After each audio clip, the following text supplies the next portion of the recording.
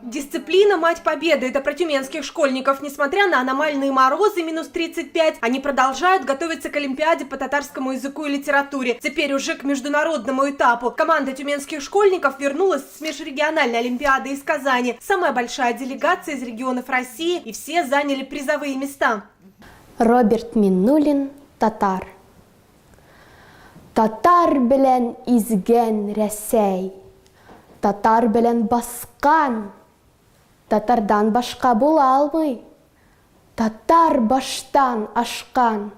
С этим стихотворением Роберта Миннулина Зульфия Хамраева из Тюмени стала призером Международной Олимпиады по татарской литературе. На Олимпиаде восьмиклассница-дебютант. Она сразу поняла, что литература, а не язык ее конек. На уроках татарского языка и татарской литературы мы очень много готовились. Еще помогало то, что мы дома полностью разговариваем на сибирско-татарском языке. Моя бабушка меня очень сильно поддерживала. Если ты любишь читать, ты все сможешь. Я очень много усердно готовилась, много книг читала, и поэтому у меня все получилось.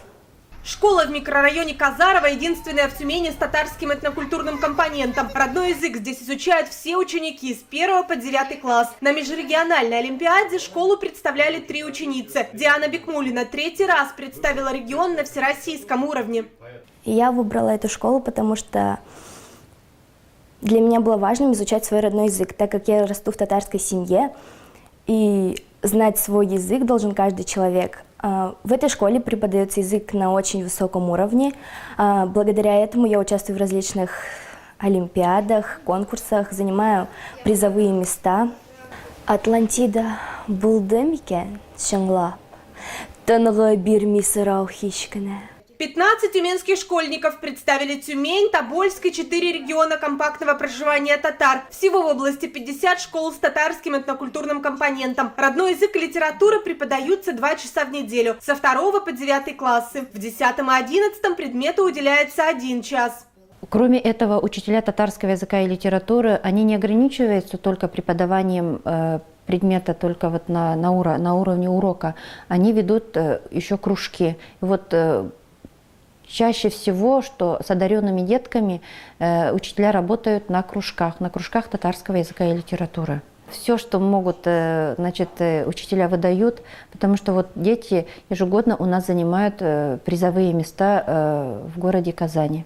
На Олимпиаду в Казани с Тюменской области отправили победителей и призеров регионального этапа. К нему участники готовились с начала года и усиленно все новогодние каникулы. Лейсан Атбаева из села Чикча под Тюменью победила по предмету «Татарская литература». Из 40 участников со всей России она стала первой. Цель 11-классницы – поступить на факультет журналистики, а в будущем писать статьи на татарском языке. Когда я только начала подготавливаться к Олимпиаде, это было еще в 2017 году, я понимала только четверть текстов татарских, которые читала. Сейчас же, читая татарские произведения, я уже понимаю большую часть и недопонимаю всего лишь 1/4 слов. На Олимпиаде межрегиональной задания мне показались достаточно таки легкими, потому что в сочинении нужно было написать о видном писателе или поэте нашего региона. Хорошо зная жизненный и творческий путь нашего сибирского писателя Булата Сулейманова, я написала о нем. Результаты тюменцев порадовали и удивили Министерство образования и науки Татарстана. Вице-премьер республики Рафис Бурганов направил в адрес Тюменского департамента образования благодарственное письмо за высокий вклад в этнокультурное образование. Гордые собой, ученики с благодарностью делятся впечатлениями с педагогами. Только вкус победы сладкий и короткий. Впереди у школьников международный этап. София Хайруллина, Рустам Салтукиев, ТНВ Тюмень.